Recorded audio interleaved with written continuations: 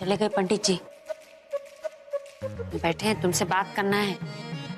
देखो हम तो बाहर रहेंगे, अकेले रहेंगे, कोनो बात का डर नहीं है हमको,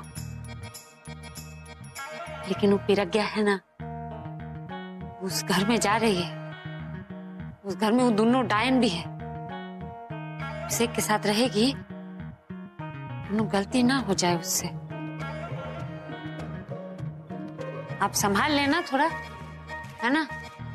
अच्छा काम करने जा रही है, उसको उसका पति से मिला दो, दोनों अभिषेक को पिरग्या को खुश रखो। हम जानते हैं तुम बहुत बिजी हो, सबका सुनना पड़ता है तुमको, लेकिन अभी कुछ दिन है ना, वो केवल अभिषेक को पिरग्या को दे दो। तुम जो पिरग्या को उसका सुहाग लौटा दोगी ना, तो हम 1 महीना तक सुहाग का सारा सामान फ्री में बेचेंगे। सच्चे बता रहे हैं तुमको।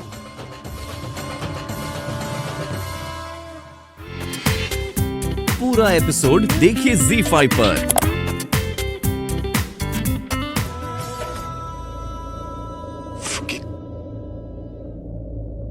तुम हो ना? मैं हूँ, मैं आगे।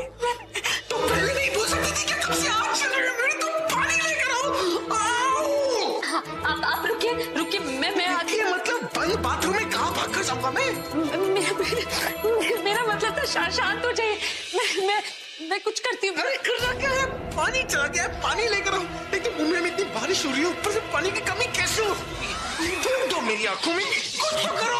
आप शांत हो जाइए, आप इधर आइए, बैठिए। इधर बैठिए, मैं पानी लेकर आती हूँ। पानी आप बैठे, मैं अभी आती हूँ। जो कहीं नहीं जाओगी, मेरे को तुमने वादा किया था कि तुम मुझे छोड़कर कभी नहीं जाओगी। अब कहाँ जा रही हो तुम? आप बैठिए। प्लीज मत जाना, ये आग बहुत पानी चाहिए, पानी।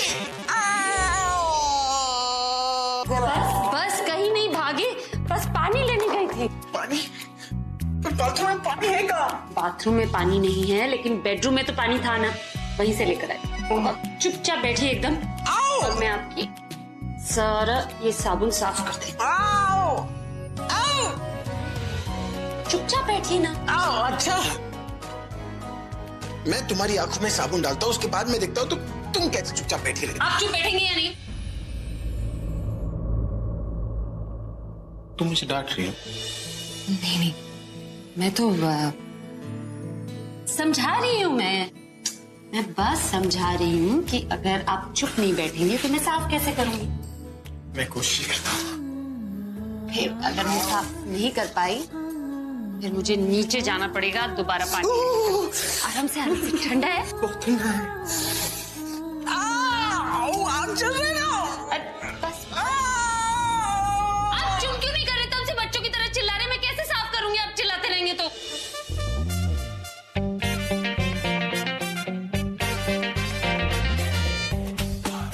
तुम्हें क्या हो रहा?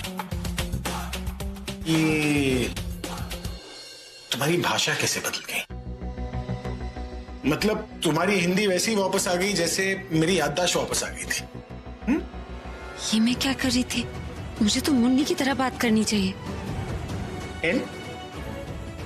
नहीं, वो चल रहा है। अरे वो तो हम आपका ध्यान बटाने के लिए हम कर रहे थे, ध्यान बटाने के।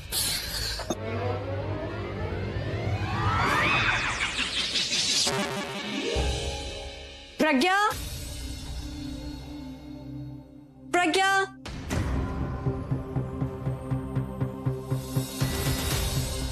नहीं,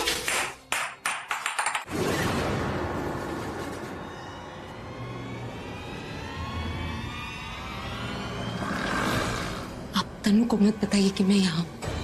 क्यों नहीं बताऊं? प्रॉब्लम क्या है? बस मत बताइए प्लीज। हमारी शादी हुई है, पति पत्नी है, क्या फर्क पड़ता है? फिर उसे पता चलता। आप समझ नहीं रहे ना। मैं इसमें समझने वाली कौन सी बात है? देखिए, वो मैं नहीं चाहती कि तनु घर में बाकी सबको बता दे कि। बताने दो, सबको भी जानने दो कि हम बाथरूम में एंजॉय कर रहे हैं। नहीं, देखिए आप दादी को क्या कहेंगे? मतलब हम दोनों ऐसे बाथरूम में, मतलब। तुम टेंशन मत लो, दादी को मैं संभालूंगा। हाँ?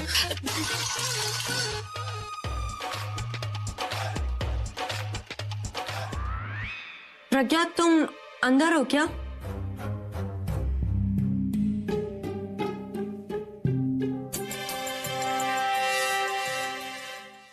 हाँ, कौन है बाहर? अभी मैं हूँ, तनु। हाँ, क्या काम है और तुम मेरे कमरे में क्या कर रही हो? वो मैं एक्चुअली प्रज्ञा को ढूंढ रही थी। तुमने उसे कहीं देखा है क्या? वो मेरे साथ बाथरूम में नहा रही है। वो क्या है ना, मेरा हाथ पीठ तक नहीं पहुंचता ना, तो पीठ घसने में मदद कर रही है वो। क्या वो तुम्हारे साथ अंदर शावर ले रही है? अगर मैं तुमसे कहूँ कि हम दोनों चड्डी पहनकर आसमान में उड़ रहे हैं तो तुम क्या विश्वास करोगी? नहीं ना, तो ढूंढ लो, घर में कहीं होंगे वो। नहीं नहीं नहीं, अभी मैं वो तो तुमने जो कहा मैंने बस वही पूछा। अब तुम जा सकती हो और दोबारा मेरे कमरे में आने की कोई जरूरत नहीं है। ठीक है, मैं जा रही हूँ। और जाते वक्त कमरे का दरवाजा जोर से बंद करना। दरवाजे के बंद होने की आवाज यहाँ तक आनी चाहिए।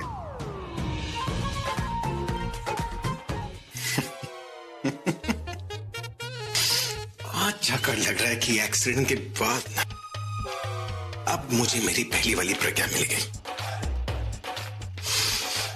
जब तुम मुझे डांटती हो ना तो मुझे बहुत अच्छा लगता है। अंदर जो अधूरापन है ना पूरा हो जाता है, दिल को सुकून मिल जाता है। वैसे सुकून से याद है दादी क्या कहती थी कि अगर हम दादी को परपोते या परपतिया दे देंगे तो दादी को भी अच्छा लगेगा, उनके भी दिल को सुकून मिलेगा। तो अब तो मौका भी है और दस्तूर भी।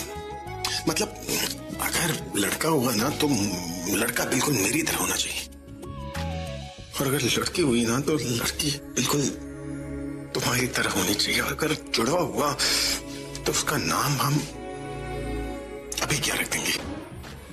वही नाम जो तुमने सजेस्ट किया था, याद है? मैं तो बोल रहा हूँ अमीर लुंगी उठाती, तुम्हें डिस्को दिखाती, डिओड्रेंट लगा के आती, तुम रुको।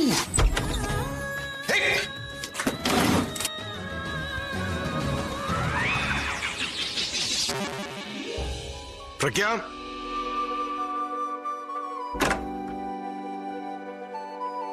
प्रज्ञा, चूंकि तुम वापस आ गई। लड़ तो तुम रही हो, ये तो मेरा प्यार करने का तरीका है।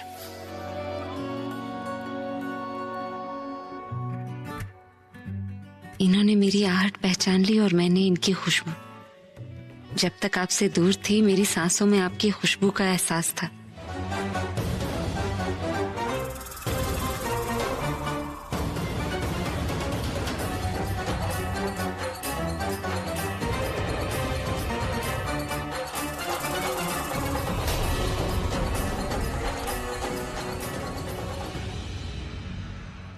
प्रज्ञा,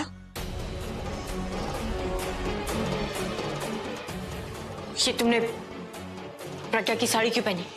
तुम्हारे बाल इतने छोटे कैसे हो गए? और ये सारी टैटू कहाँ गए तुम्हारे? जवाब दो, मैं तुमसे कुछ पूछ रही हूँ। अरे ये मैंने क्या कर दिया? मुझे कम से कम मुन्नी की तरह बाल तो बनाने चाहिए थे। अब क्या करूं? वैसे तो बड़ी जुबान चलती तुम्हारी, आज क्या? मैं तुमसे कुछ पूछ रही हूँ, जवाब दो। हे भगवान, इसे शक ना हो जाए। कुछ नहीं बोलूंगी तो पक्का शक हो जाएगा, पर बोलूं क्या? से गूंगी बन के क्यों खड़ी हो? जवाब दो मुझे। हकला क्यों रही हो? जवाब दो सीधे सीधे। मुन्नी का रूप धारण कर लिया, इसे चुप कराने के लिए मुझे मुन्नी की तरह बोलना भी पड़ेगा। अरे हम क्या जवाब दें? आप सही सवाल ही नहीं कर रहे, आप गलत सवाल कर रहे। गलत सवाल का सही जवाब कैसे दें? और तरीका होता है कोई भी सवाल करने का, तरीका ही गलत है तो हम कैसे सही जवाब देंगे? अब देखिए, आप हमको तुम हमको बोली थी कि हम प्रज्ञा जैसा बने, तो हम उसके जैसा ही बन रहे हैं, उसके जैसा कपड़ा पहन रहे हैं, प्रज्ञा जैसा बाल। बस ज्यादा बोलने की जरूरत नहीं। अगर तुम प्रज्ञा बनने की कोशिश कर रही हो तो ये सब कुछ तुम अकेले मैनेज नहीं कर सकती। तुम्हारी हेल्प कौन कर रहा है? जवाब दो मुझे, कौन हेल्प कर रहा है तुम्हारी?